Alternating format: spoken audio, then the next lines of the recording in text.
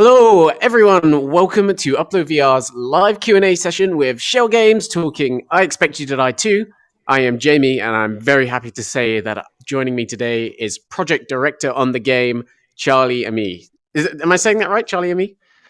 Charlie Amos. But Amos, sorry. cool I too. think you're French. Sorry. That's right. Yes, Charlie Friends.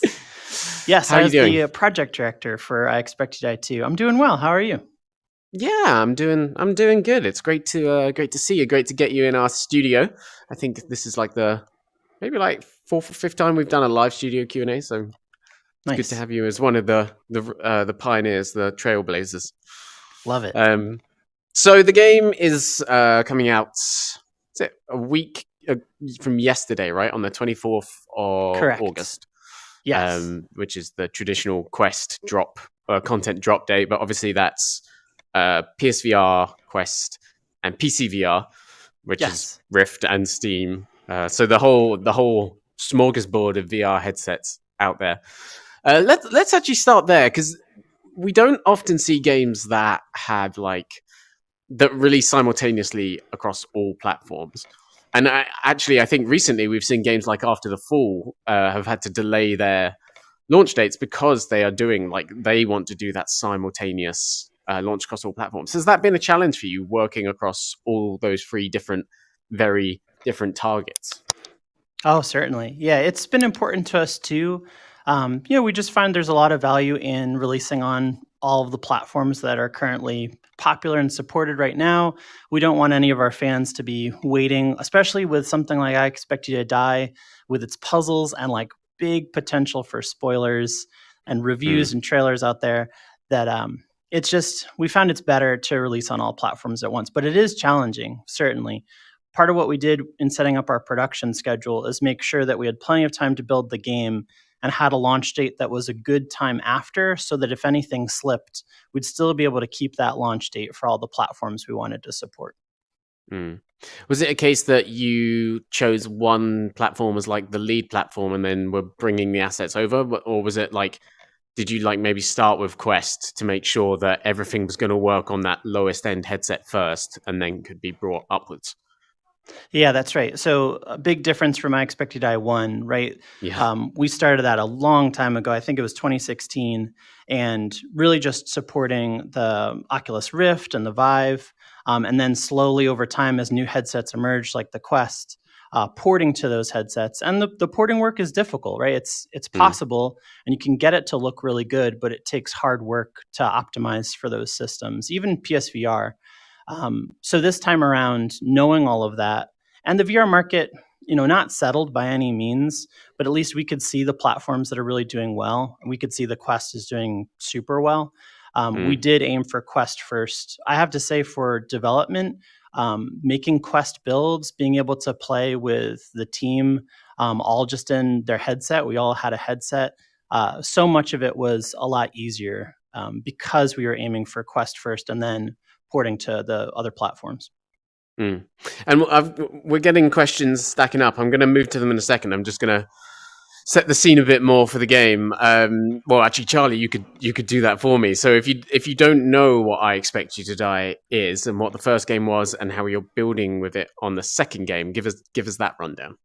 You got it. So I Expect You to Die, both the first and the second game, are VR escape the room spy-themed puzzle games. So in each one, it's a seated experience. There's no locomotion, at least not much. And you have this power of telekinesis to grab things from far away and bring them towards you. So it's a little bit like if you took an old school adventure game, Secret Monkey Island, or even like Myst, and brought it into VR. So we play a lot with complex interfaces that are close to you, interesting puzzles, transforming set pieces, but all in this kind of James Bond, Mission Impossible, 1960s style theme.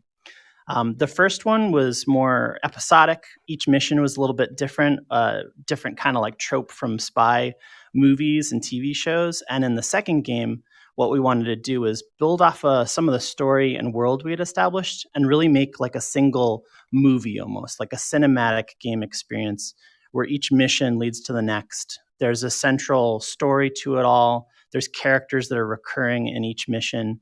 it all feels just a little bit more grand, and you feel less like a game player and more like the action spy hero.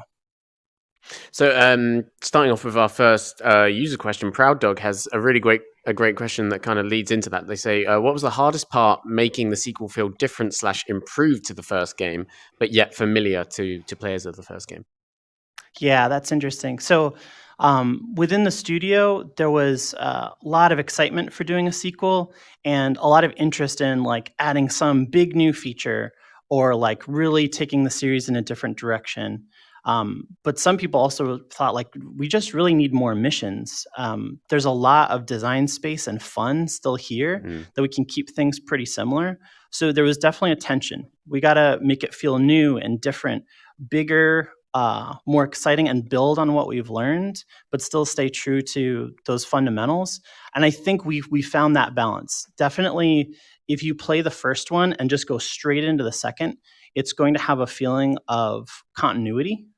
But you will see there's just some lessons we learned from the first, some quality of life features, some ease of user interface, and also just we've gotten better at making levels. We've been able to put more content into each of them and really make them more full and connect to each other. And that's something the first game didn't have as much. The levels didn't have that kind of continuity and connection. I think you kind of hinted at this at the start, but was there an element of working together in VR to build the game?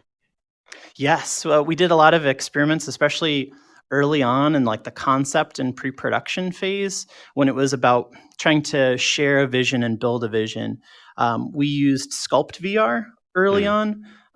That's actually something, that we used to cooperatively sculpt and build just some spaces. We didn't end up exporting any of that and like turning it into a level by any means. But an example, one of our levels takes place in a jet, and having a level in a plane came up a bunch in brainstorms in the studio and just amongst fans. And then we came to find all of us had a different idea of what we meant by a level in a plane. Some people were thinking in the cockpit of a commercial airliner. Some people were thinking like in the cargo bay below the airliner. Some people were thinking private jet. Some people were thinking on the wing. And like all of those could have worked as a level setting, but using something like SculptVR and then later using the Facebook Horizon beta, we're able to sculpt and craft something cooperatively all in there in headset, scale ourselves down to the player view, sit in the seats. And I remember one time we built the hull of a little private jet that was about the scale we were all thinking like, okay, this is feeling good. It's not too big, not too small. And then we sat like, how's it feel to sit here versus there? What are my sight lines? Oh, I really want to see the wing out the window, right? That's a classic view, and it's great for VR spatial depth. So those cooperative VR building tools, I love using them, and I think it got us to that shared vision much faster. When you were talking about that plane and there were just so many different compartments that everyone was visualizing, was there any discussion with this sequel to have levels where you might be, let's say, teleporting between multiple areas to see those different elements? Yes. In fact, in some early prototypes, we did try that, segmenting a level into different sections. Part of what we found is to fit the same amount of content into that level, if it's got these 3 sections, you might have to dilute each little piece. And so you're not getting that same amount of richness that you get in the single setting where the interfaces transform around you. And there's a lot more depth. There's something in every drawer. There's items scattered around. So we did end up going with the single setting, not having the teleportation, so that we could have that same level of interaction density, I like to call it, like the amount of stuff you can do in a single spot. It starts to feel a little disappointing when, like in an adventure game, you get to that interactive wall or something, and there's the button and the crank. And that's all there is here, because like there's a whole world of other interactive stuff. So in any given spot, there's maybe 1 or 2 things to do. In ours, there's one spot with hundreds of things to do. Yeah, that's really interesting because it's like and obviously I Expect You to Die was there from the start in terms of PC consumer launch and PSVR consumer launch, and it's one of the few games I feel this sequel that kind of remembers or really takes to heart a lot of that early design, just like Job Simulator and then Vacation Simulator, which was also a game that expanded on what you originally had with Job Simulator, but by doing that different teleporting around that we were just talking about. Was there any hesitancy or trepidation about keeping it to that one spot this time, now that it's 5 years on from 2016 and people have Skyrim VR and these big expansive shooters where you're running around and everything like that? Was there any fear on the team that there might be a reception that this would feel a bit dated in that sense? Certainly, and I think that is a big reason why we test our assumptions, right? We weren't sure what would be the next best place to go, but we did find in playtesting that even though that same formula worked well in the past, it's still working well now, right? There's still people buying the first I Expect to Die 1. Maybe they just got a Quest. And the I Expect to Die franchise, part of what we're proud of is it's a great entry into VR. It's just a solid game that doesn't move you around or require VR sea legs. But even people who are really experienced in VR, like myself, enjoy playing it too. So I think we're going to keep needing those kind of entry-level VR games, and we're proud to be one of those too. That's a lot more accessible than some others. I think teleporting to stations is still really accessible too, and I think the Room VR does that really successfully. I think for us, part of what makes us special is that interaction density and like the richness of the single space. And the way we can do that best is with the single location for the missions. Sticking with that point, Michael Sell asks, what was the reason for sticking with seated experience this time around versus actually embracing room scale? So the idea maybe of keeping that one environment, but maybe asking players to stand up and walk around. I imagine the answer to that is that accessibility, right? And the fact that not everyone's going to be able to do that. Yeah, it's definitely partially accessibility. I think it's good for the VR marketplace to have a lot of different kinds of experiences. And honestly, there's not that many seated experiences. So we're happy to be one of those. But also, there's still platforms like PSVR that really want you to have a front-facing experience and don't want you to walk around or look behind you that much. And we want to continue to support those as long as our fans and players are using those platforms. But I think as we see VR change, become more wireless, become more room scale, we'll also want to make that switch with them. However, I do think we'll probably stay to seated for the foreseeable future because of that accessibility. And speaking of the future, Proud Dog asks if it's too early to talk about if there are plans for additional content at a later stage for the game. I mean, it is too early, but I will say, like, the I Expect to Die franchise is something that we're really proud of, and we think people are really enjoying, and we want to stick with it for as long as you all like playing our missions. And obviously, the first one did get so many additional missions at the start. What was it that made this one, like, it was time to draw a line and make that sequel rather than maybe say this is going to be a paid expansion to the first one? Right. I mean, part of it was that goal of making a single game, planning out all of the missions beforehand, and making a single experience that happens to have many missions in it, which was a big change from the first. Really, I think that is the fundamental difference between the first game and this one, is that this is a cohesive whole that happens to be cut up into chapters, if you will. So part of that is it's harder to expand on that without it really feeling like this afterthought, because the story has a beginning, middle, and end. So it's a little more difficult to add on DLC. Whereas in the first game, it was really quite easy to do it. I was also the project director on level 6 and 7 of the first game, Operation Seed of Power and Operation Death Engine.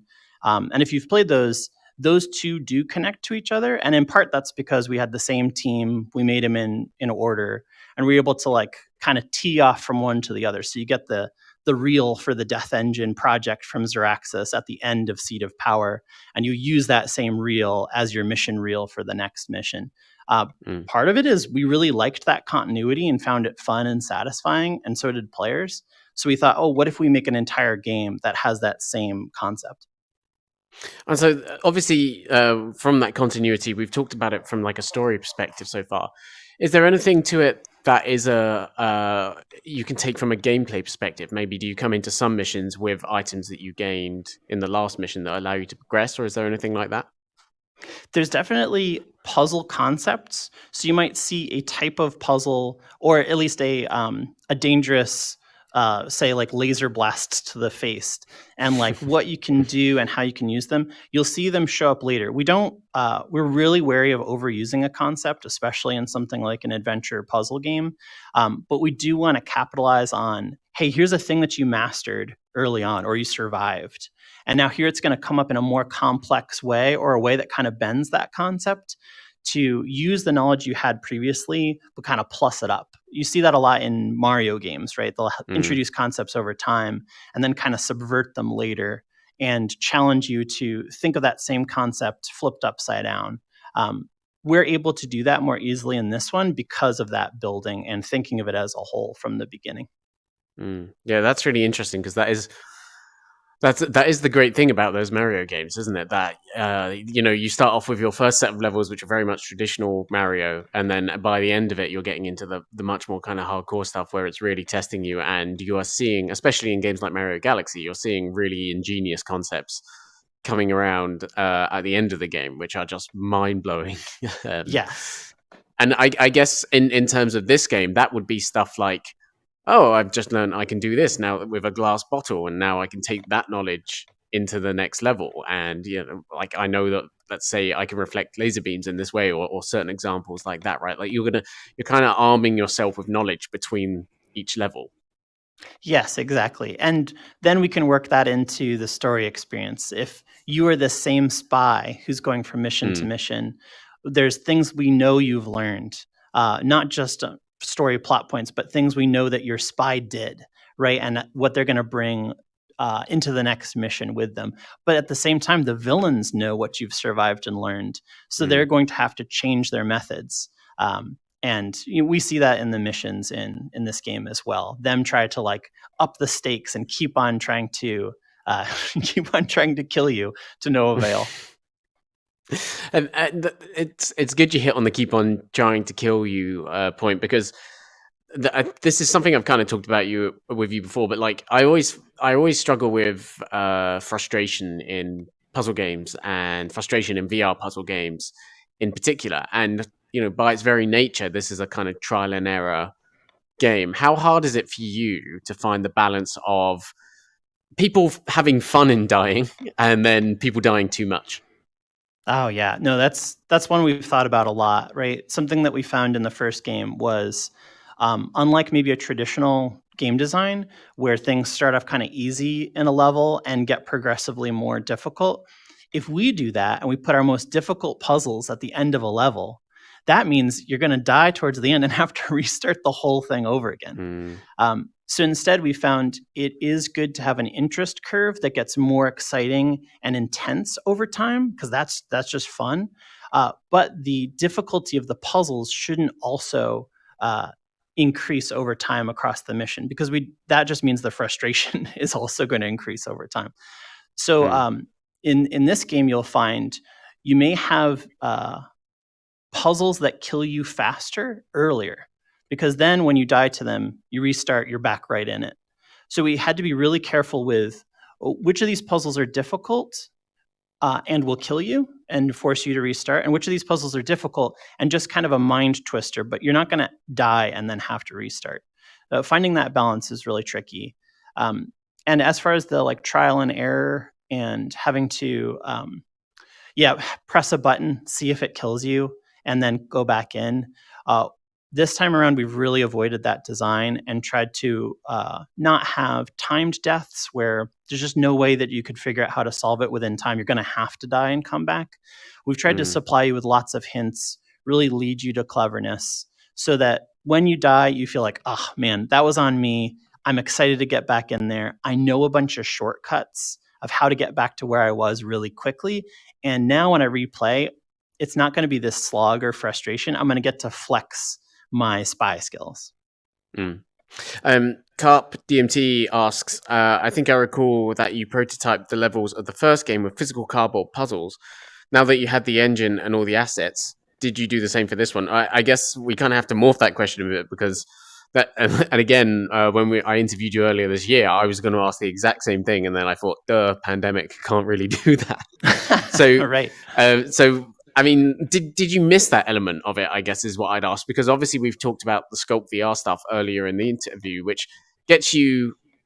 It gives you some new opportunities in terms of collaboration, but also I just think the cardboard sets thing was so ingenious for its time. And was there an element of missing that?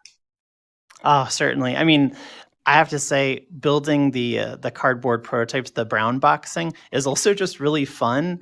And when your team is just getting into building experiences together, getting into a room and building a physical set and playing in it, it does a lot more than just give you a foundation for a level, right? It brings the team together, gets you excited, and seeing the same space. It had a similar effect to what the SculptVR and Facebook Horizon did. So I found that a lot of the value we were getting there, we were able to get in these cooperative VR experiences. The other thing is the cooperative VR and brown boxing, being in physical space, is different, right? Just what your controllers can do versus what your hands can do, the haptics that are different is it's major. There are sometimes we used concepts in brown boxing that work really well for real hands, real objects, and then didn't translate so well into VR. Having to then get over that hurdle and find the VR equivalent can be tricky. You don't want to fall in love with something in that physical brown box space and then not be able to bring it successfully into VR. So what I really like about SculptVR and Horizon and Rec Room and other tools like that is you've already got those VR constraints, the current VR constraints, and you're building into those, trying to make those special. So I do think for future projects, even if I'm back in a physical office, I might do the brown boxing for a bit, but I wouldn't leave out the SculptVR or the VR cooperative building. I would also add that on top.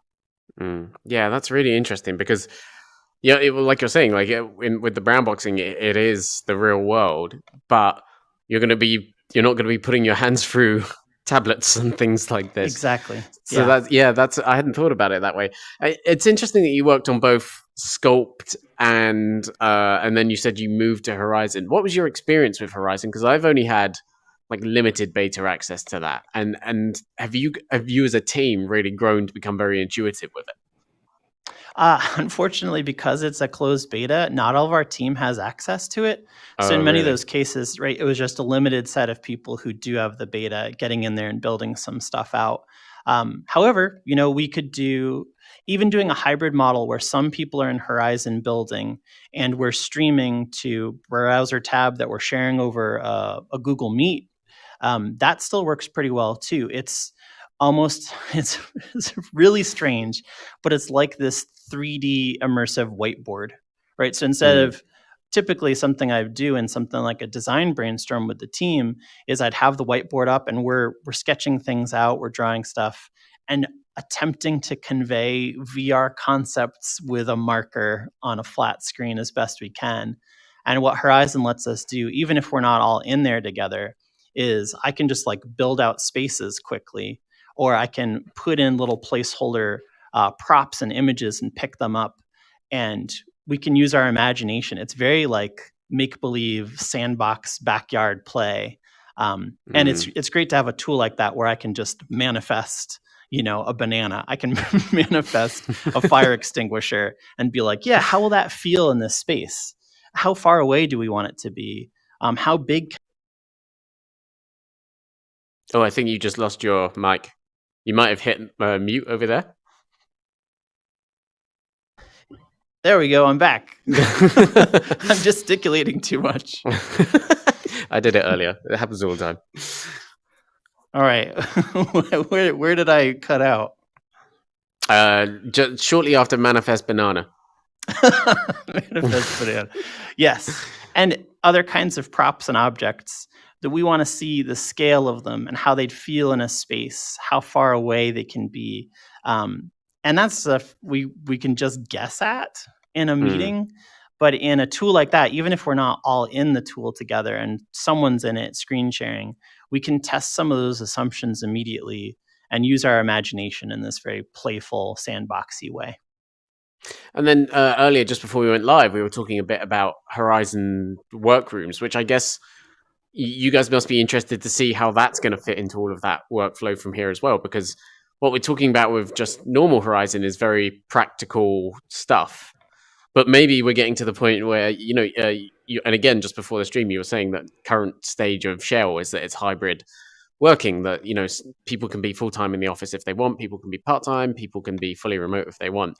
And it seems like, that kind of tool is going to maybe potentially be very important part of whatever you're going to work on next as well. I think so. I'm excited to try it. Like, there's definitely some amount of friction of getting people to put on their headsets to go into a meeting already. Like, people don't love meetings. So there is some of that's going to be tough. My guess is how it will work for Schell and maybe a lot of companies is it may not fully replace a call or, a big Zoom meeting or an in-office meeting, conference room kind of thing. It'll be yet another tool, right? And we'll find that there's sometimes benefits to getting into a space like that. I don't know yet what meeting is the best fit. I think it's going to require a bunch of experimentation. I'd love to have our teams really give it a go and really try out something like VR meetings for a while and then give us feedback on like brainstorms. Amazing in it. People being able to point at stuff and gesticulate and talk and like use tools in those. Some of the like whiteboard features they've got in the new Horizon workspaces seem really cool. Those might be good fits, but maybe it's good for something like this, right? Interviews, one-on-ones with other people on your team, because you can have more physical spatial presence with them, more attention. Then you get on a call. Sometimes calls feel more impersonal, even with video, even seeing each other's real faces. So yeah, I think it'll be a new tool, and we don't yet know the best use of it. Yeah, it's gonna be really interesting. I agree, and especially like with a development studio, I can imagine using it quite a lot because I think working completely remote at Upload with people in the US and people in Australia and everything like that, we can imagine getting into a room, and it doesn't even have to be a meeting. It can be, let's all just go work at desks for a little while, so that when we need to talk to each other, it's not getting on the phone on Slack or anything like that. It's just looking over here and saying something. So that's what's really exciting for us. I guess development's a little different because you can't be in a headset and then open up Unity inside the headset and keep going with it there. Not yet. But once you can, that's going to be crazy. Carp DMT, I didn't mean to like say duh. I wasn't referring to you being duh. I did the exact same thing in forgetting about the pandemic. So I'm sorry if I offended you. I didn't mean to. Michael Sale asks, how was it working with Will Wheaton and the rest of the cast of voice actors this time around? It was really fun. I think Will and Jesse recently did a couple interviews where they talked a bit about the process, but we had Will in mind for the character of John Juniper really early on, and we're like, well, I hope he's available, because really that's he's the voice we were picturing, and some of the personality he's had in shows is something that we thought he could really bring to the character well. We were lucky enough to be able to. He was available and he was interested. And we scheduled a relatively early voice recording session, maybe a third of the way through production, and had him come in and read some of our lines, integrated into the game, and found that he understood the character we wanted to go for, but he had personal experience that he brought to it to just add this nuance, this extra layer to John Juniper. And we then were able to use that throughout production to write to Will's voice for John, and like try to give some of that edge and give him footholds, right? Like handholds for him to get into and really push the character in the directions that he was naturally inclined. I loved that process, would absolutely do it again, especially for a character as central as John Juniper for us. It's interesting working with like better known actors and stuff for VR stuff, because this is going to be the first time, I presume, that he'd interacted with the medium, right? And that must have been a big draw for him to kind of portray someone in this new way. Yeah, and of course, characterization in I Expect You to Die has a special quality to it as well. We're not a game where you're moving around and interacting with NPCs who come up close to you. It's not like Half-Life Alyx in some of those set pieces with the human character. So there are radio play-like elements to it. Right, our handler comes in through an earpiece, and you can play a lot more with voice in that space, or really you need to. You need to speak differently, act differently, emote when it's really your voice that's carrying the character. You're not relying on an animator or mocap in the same way. So that was special for him. Those are things that he's done before too and is really good at.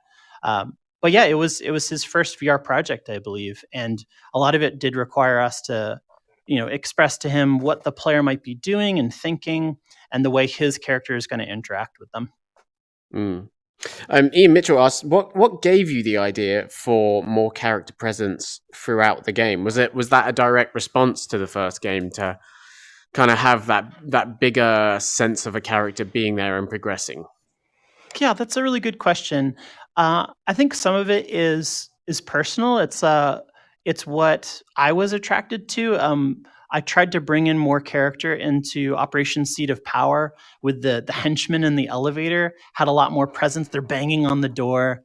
I did feel like the lonely spy all by themselves is not quite the fantasy of like almost getting caught. I think the pressure of being in a place you're not supposed to be, trying to escape before you get caught, and people being really close by, that's a special spy fantasy. So with the henchman in Seat of Power, and then Commander Solaris in Operation Death Engine, right? She's got the camera coming in, facing you. She's watching your every move and responding to it. We found there was a lot of power and fun in that too. So I wanted to expand on that in this game. And give you a reason for what you're doing, an adversary to fight, interesting characters to interact with and surprise you. It makes the world feel more alive. And I think in VR, especially solo single-player VR, if you're not careful, levels can start to feel gamey. They can start to not immerse you. And VR is at its best when it's immersive. And I think other characters are really what would bring the world to life for I Expect You to Die 2. Is there a single like level or idea? I guess I'll stick with level in general to avoid spoilers. Is there a single level in the game that you're most proud of? Interesting. I I have favorites. They have changed over time. I do think we're very fortunate to come away with levels that are all really quite different from one another. They have their special piece that the others don't have. One that I'm most proud of has some experiments in it. We weren't sure if they were going to work. They are a little bit of a departure for the series. So just like in the first game, we've got some elements in some levels that are unique to that one. And I think you're all going to really like it. I hope it. What drove us to try those experiments was spy fantasies. Like, what's one of those things that you picture from classic spy movies that you'd love to try in VR? We snuck some of those in, and I think they're going to surprise and delight. Cool, that sounds promising. I think we're kind of on the home stretch here. That we've been going for half an hour. I think we can get a few more in. If you have anything else you want to ask, guys, please do get in the comments just before the end here. Obviously, we're less than a week away from launch. What's the atmosphere at Schell like now? How much work is there left to do before you launch the game? Luckily, I'm happy to say at this point, it is interviews like this. It's our marketing campaign. Development for the project has been done for a while. We have a lengthy quality assurance period where we make sure that there's no, critical bugs or anything like that. That the game is playing well on all these various platforms. So that also means many members of our studio who worked on this game are now working on new games, so that they get to just enjoy this launch and see you all get to play it. We're really excited to watch all the videos you're all going to make and streams. It's especially satisfying with deadly puzzles like this to see how people try to solve it, what surprises them, what makes them laugh, because there is quite a good bit of comedy in the game too. But yeah, the atmosphere is really like excited. We're not stressed out or anything. I'm really glad that we had these buffer periods so that the game can launch and we can all just enjoy it. Yeah, that's really cool. That's kind of rare to hear, Yes. but it's great to hear. I was actually going to kind of ask this, but I'm not going to straight up ask if you have a developer kit. But I would like to ask what we've heard about like future platforms so far, especially PSVR 2. Is there some exciting stuff in your mind for the future of VR? Like, are there specific features coming to new headsets that you think, oh man, that would work really well in an Unexpected to Die game, in a future Schell game? Like, we're kind of on the cusp of some new hardware coming, so I'd love to hear your thoughts on all of that. Yeah, no, I definitely am excited. PSVR 2 looks like it may have eye tracking, I think, and special haptics in the controllers. Those are definitely tools we can use well, especially specifically in Unexpected to Die 2. Something like eye tracking, knowing where you're looking, can be very powerful. We did a little bit of that in this game, but of course, we can only tell where your head is facing, but not your eyes within your headset. Being able to use something like that for fun designs is promising. Also, I hope that lots of companies, hardware companies, are seeing the success of the Quest 2 and looking to enter that space as well with a really good wireless VR headset. I think wireless VR is the future for sure. And even if that means like some special HDMI adapter and you've still got like a big VR box nearby for high-powered games, I just love the wireless experience. So I'm hoping that when there's success for something like the Quest 2, other people will try to follow, bring their properties to VR as well. But I think the future is bright, and I really am excited to see more competitors. Are you guys going to be looking to bring your headset, your games to some of those kind of XR2 powered China-based headsets that we've seen spring up in the past couple of months? Because those are starting to look like, obviously XR2 is what's running inside the Quest 2, so it's looking like some of those could be a good way of branching out, even if the competition hasn't come to the West yet. Right. Yeah. No, it's interesting to see, especially those headsets that are more for like Chinese markets. We have been doing more work on localization in general for our titles, and we're definitely excited to pursue some of those other headsets that aren't in the same kinds of markets, because the VR market overall is growing, not just in U.S. and Europe, but it is growing internationally. And as it does, and as there's like headsets that are popular in each zone, we want to be there. Cool. So we've got just some last ones. We've got about 4 or 5 stacked up to ask you on Unexpected to Die 2. Andrew King asks, did you have to change the engine to support the new features in the game? Is there any kind of like foundational change like that? We were using a relatively old version of Unity for the first game, so we were really happy to have a nice big upgrade to the latest Unity for Unexpected to Die 2. That did help us in a number of ways, gave us access to a lot of new features, but the game is still made in Unity, and we found that to be really good for having our artists, designers, engineers all working together on the systems and tools we've built within Unity. A couple of people were asking a bit earlier on as well, like about the Bond influence of the game. And then Traveling Man asks, spy movies have high-octane vehicle scenes with oil slicks and smoke screens. Was there any consideration for like action sequences, more like kind of higher, fast, more explosive action sequences to involve those this time around? Right. That is a tough one because so much of our inspiration has those like massive parkour and like flying the plane into the mountain. And yet here we are, this like cerebral escape the room puzzle game.